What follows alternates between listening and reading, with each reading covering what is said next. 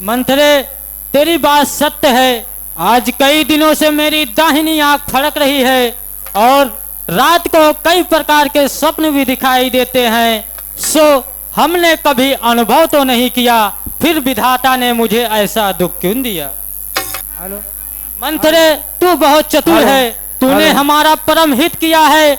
अगर विधाता ने हमारे कार्यों को पूर्ण कर दिया, मैं तुझे अपनी नैनों की पुतली बनाऊंगी। बहुविधि चेरी ही आदर देई, कोप भवन गवनी कैकेयी। मंथरा को अनेक प्रकार से सम्मान दिया कैकेयी ने और वह कोप भवन में जाकर के पड़ी। इधर महाराज दशरथ जी संध्या के समय चले हैं। अगिया ला गई सहर जरी जाई हो, रेलिया बैरन पिया के लिए जाई हो, रेलिया बैरन। साँझ समय सानंदन प गए कई गए हो, मिली मंथरा मार्ग में बोले तब भूपेश। मंत्रे, आज हमारी प्राणों से प्यारी रानी कैकेयी अपने भवन में नहीं दिख रही हैं। कहाँ हैं? क्या उनके विषय में तुम कुछ जानती हो? महाराज, महारानी तो भवन में पड़ी है। भवन सुनी सकुचेरा वो, भय बस गहुड़ परत न पाऊ। को भवन का नाम सुनकर के महाराज दशरथ चले जाते हैं, लेकिन उनके पैर ठीक से पड़ते नहीं है। सभय नरेश प्रिया पह गया हूँ, सभय नरेश प्रिया पह गया हूँ, प्रिया पह गया हूँ। देखी दशा दुख दारुण भय हूँ। प्यारी कैकेयी, आज जबकि सारे नगर में खुशियां छाई हुई और तुम अपने वस्त्र और भूषण का परित्याग करके इस तरह से कोप भवन में पड़ी हो, क्या मुझसे कोई खता हुई है या तुम्हें किसी ने सताया है? मांगो। मुझसे मिलने आए हो, मैं कौन तुम्हारी होती हूँ मैं, इससे तुमको क्या चिंता है, जो पड़ी भूमि पर रोती हूँ।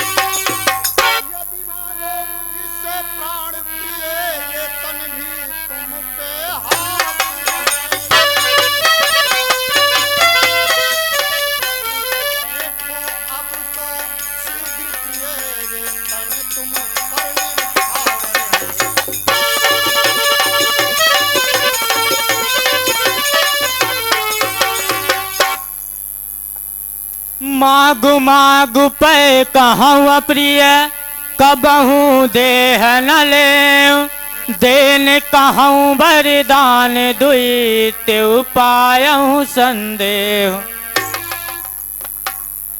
अच्छा जो इच्छा है ले लो, अच्छा जो इच्छा है ले लो, मैं देने से नहीं हटता।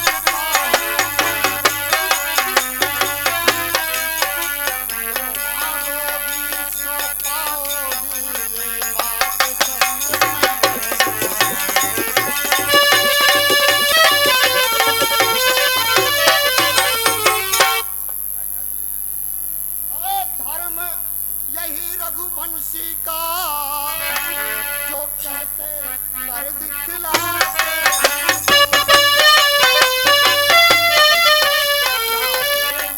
प्राण चले जाएं पर तुमको नहीं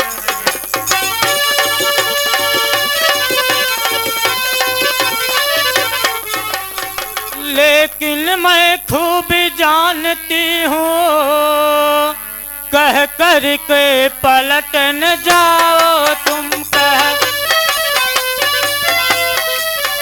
इससे विश्वास तभी होगा सौगंध राम की खाओ तुम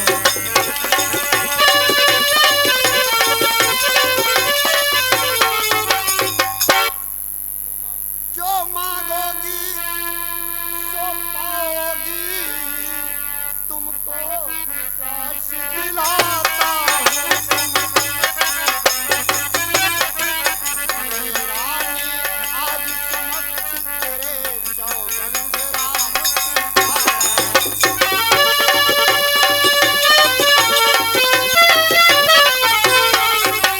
ऐ प्राण प्रिय मैं राम की सौगंध खा के कहता हूँ जो मांगोगे कहती हूँ मैं अभी प्राणनाथ वरदान मेरे अब सुन लीजिए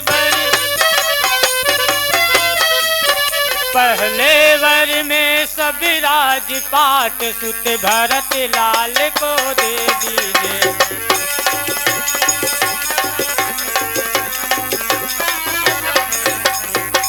आना कानी हो नहीं नाथ पर मेरी पूर्ण आस करे पर दूजे वर 14 साल राम वन में जाकर वनवास करे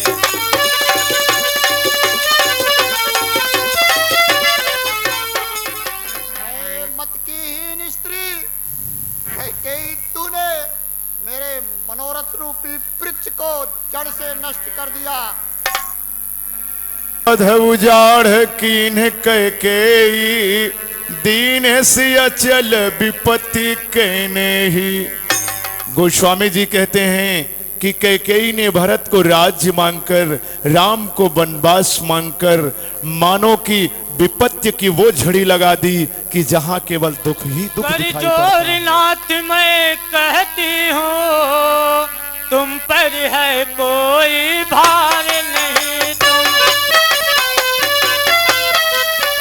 अब पर भी अपने मुख कह दो वरदान मुझे स्वीकार नहीं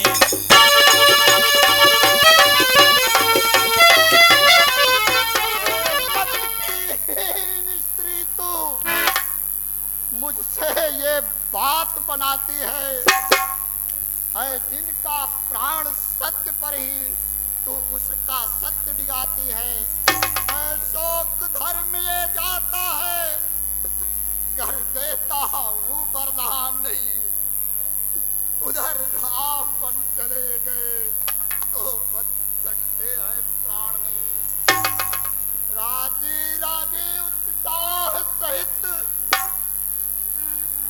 ले तो अपने वरदानों को ले राज पाट और धन और साथ कवने यवसर का भयहु गयहु नारी विश्वास जोग सिद्ध फल समय जिमे जति ही अविद्य नाश।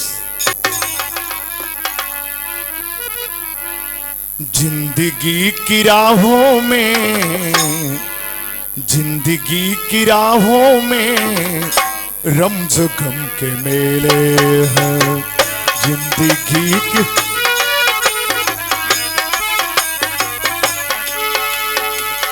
जिंदगी की राहों में रमज गम के मेले हैं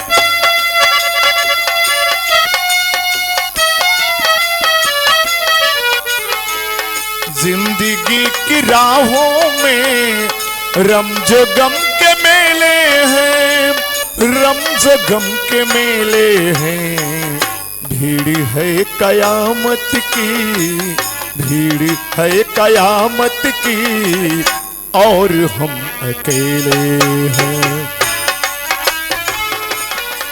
रात्रि का तो पहर ही था, जब ब्रह्म मुहूर्त का समय हुआ, सभी सो करके उठे तो विचार करने लगते हैं कि महाराज दशरथ जी अभी तक क्यों नहीं उठे हैं। मंत्री जी, कहिए पूर्ववासी, क्या बात है? क्या बात है कि अभी महाराज जी शोक नहीं उठे? महाराज सो करके नहीं उठे? जी नहीं।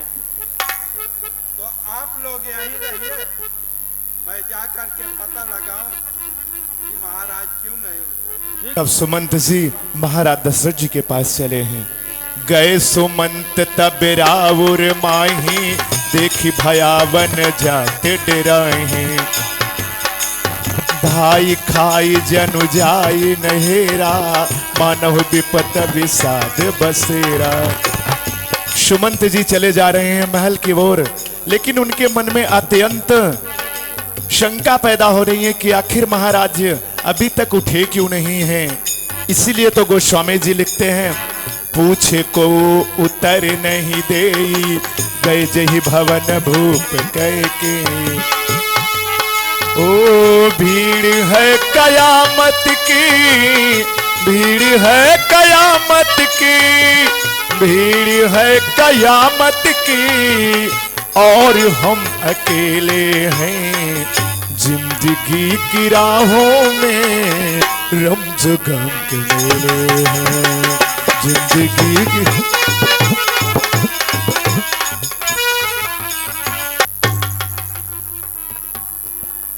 महारानी जी, क्या कारण है कि आज महाराज जी सो करके नहीं उठे?